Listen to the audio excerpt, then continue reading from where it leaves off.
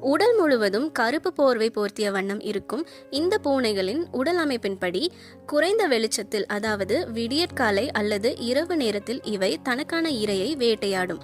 இதன் நிறத்தை கொண்டு கருப்பு பூனைகள் ஆரோக்கியமற்றதுன்னு கருதப்படுது. ஆனா அது உண்மை கிடையாது.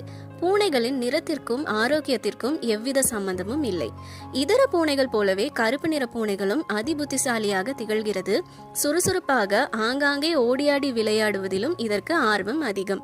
பல்வேறு தந்திரங்களை கையாளும் தன்மை கொண்ட இப்பூனைகள் தனித்துவம் மிக்கதாகவும் பார்க்கப்படுது.